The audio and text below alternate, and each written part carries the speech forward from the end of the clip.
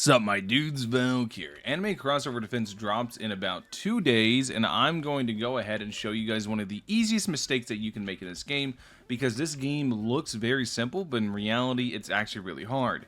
As the days come forward, I'm going to be releasing a lot of beginner's guides, so you guys don't make the same mistakes I did, and today's guide's going to be pretty advanced. It's going to be pretty much optimization and in-game stuff with buffs. And it's going to be something that you can revisit whenever you learn the game better, but in terms of just guides, I'm just going to upload this for now, and you guys are going to see a lot of guides coming out because this game is pretty complex and you can do a lot of stuff with it. So yeah, let's go ahead and let's get into today's guides. If you guys are wanting a beginner's guide, I'm literally going to upload it the day the game goes live, so you guys can watch a beginner's guide the same day you're getting ready to play the game. So let's go ahead, let's get into probably the biggest mistake that a lot of players are going to make, and basically how to get your units are really strong. You guys can see I have a level 99 primal, giga ranked up Madara, etc. We're gonna go ahead, we're just going to do stage 2, and I'm going to show you guys exactly what I mean with this. So we're gonna go ahead and do this. We're going to actually get some money up this time. I normally don't do any money, but I want to show you guys what I mean in terms of what mistakes a lot of people do make.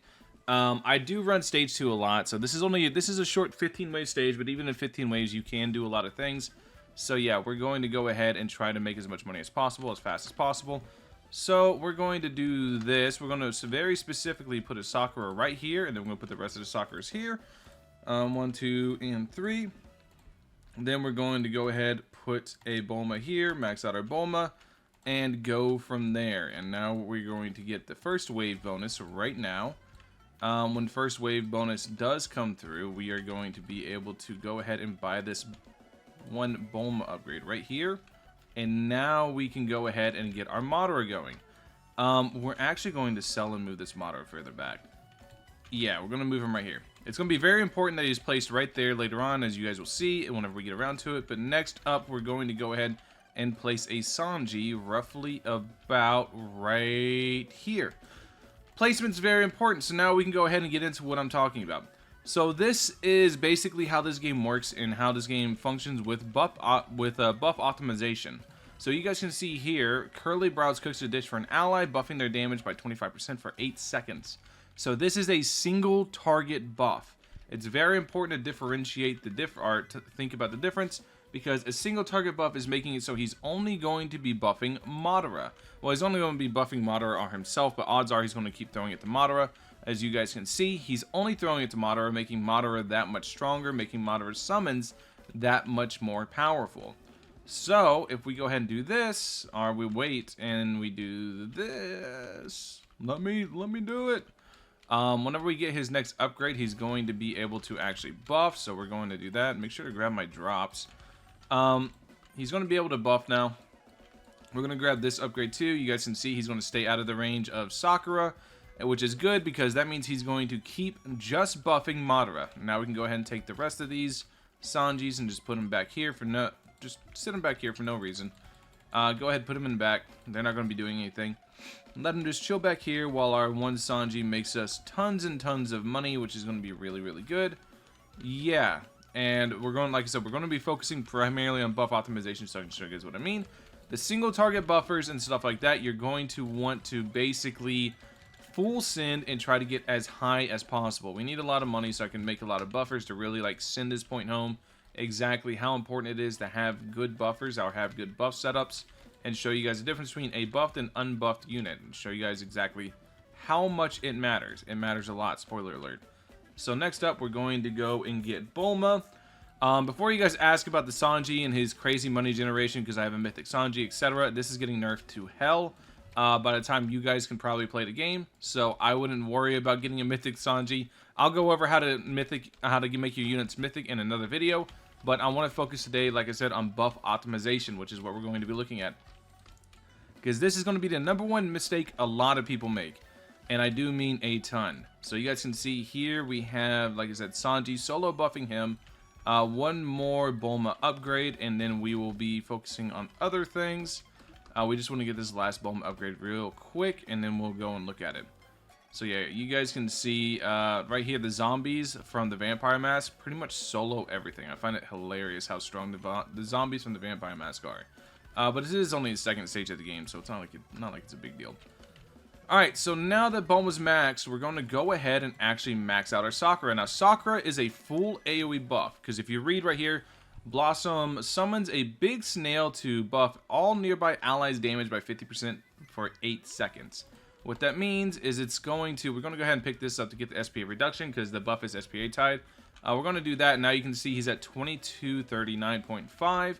And then we're going to go ahead and put a Nami down as well. We're going to put Nami way back here for a good reason. Because Nami is going to have crazy range, and she's going to buff up range as well. We don't want her to buff we don't want her to buff up Sanji's range, because if Sanji gets his range buffed, then that means Sakura's inside the circle as well. So now we have this going, and next up we're going to put down one more buffer, Minecraft Steve. Yes, Minecraft Steve is a very good buffer. We want to make sure that the only person he's going to be able to hit is Madara. So we're going to go ahead now, and I believe, nope, you can see here he's got Sanji in range, so that means he has a chance of buffing Sanji, just like he just did, instead of Madara. So we're going to want to go ahead and move him even further up, because he gets such a high buff on his very last upgrade. So we're going to do this, and now we know we need to move him like to right where I'm standing, about right here.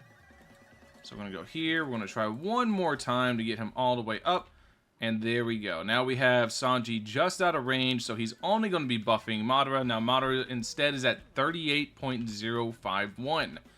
So if we go ahead and max upgrade the Madara, you guys will be able to see exactly how crazy this gets. We're going to go ahead and go to his Susanoo route. I'm going to explain the 2 paths. Like I said, I'm going to do more beginner guides as we get further. I'm going to do advanced tactics first, so you guys can come back and revisit these, and then I'm going to do beginner guides as we get closer to release. And you guys can see we're going to be going down the Madara path. We're going to do this. You guys can see the damage already at 155k with all the buffs on top of him. Really, really nutty. Super insane attack stat. Really funny. So yeah, we're going to go ahead and do this, and because we have our buffs all optimized. Everything is optimized, and we're optimized out the wazoo. So whenever you are really optimized like this, you are able to just stack buffs up to a crazy degree. We are on a story stage, and I have 200k attack stat on my Madara. And you can see it's a very consistent 200k. So now you're wondering, how much does Madara get normally without any buffs whatsoever? Let's just go ahead, put a Madara down right here, and take a look at what he would get without buffs. You can't reach him, right? Yeah, he's out of range. So he's fully out of range of everybody with buffs. So now we're going to get to see what Madara would get without it. You can see he's already at 5k. That's already a really big difference between the two. You have one at 200k, you want to have one over here at 5k. We're going to go ahead and keep sending it, and he's at 25k now. So we're going to go ahead and do that, and one more upgrade, and we'll be able to get him to wherever he is he's going to be. And you guys will get to see the massive difference in terms of damage between the two Madaras. You can already see one is 77k, and then the other one is summoning wood clones. Oh, he's going to be summoning it back here, true, at a whopping 3k. So now we do this, 32k. So now he's going to summon in his at a whopping 13k, and the other one has 77 or 78k. This is why it's very important, because different buffs from different sources in this game stack. It's very important that you go ahead and you actually optimize your placements on your buffers. So you can see here, Sanji is out of range. The only person in range is Madara. If I were to click Sanji here, the only person in range is Madara. I click Sakura here. Madara is in range, and then of course, you know, we can do the Shinran animation to go ahead and get more damage. And then here, Madara is in range. It doesn't matter for Sakura and Nami, because they're the two only full AoE buffers in the game, but most buffers are either single target or dual target, and Sanji as well as Steve are both single target buffers. So you're able to make some crazy stuff, like sending him to 218k inside story mode. Absolutely wild. This is how you guys optimize your damage, how you optimize all of your buffs. This is going to be something very important to do if you want to do in-game in this game, if you're wanting to go ahead and grind your in-game as much as possible. it is very important that you understand exactly how to optimize buffs and how to basically juice the ever-living hell out of one unit and make them absolutely insane. Like I'm doing to Mata right here, who's staying at a consistent 218,000 damage. Anyways, thank you guys for watching as always. Hope you guys have a wonderful day. If you guys have any more questions, comments, concerns, let me know in the comment section below. Catch you guys in the next one. Peace.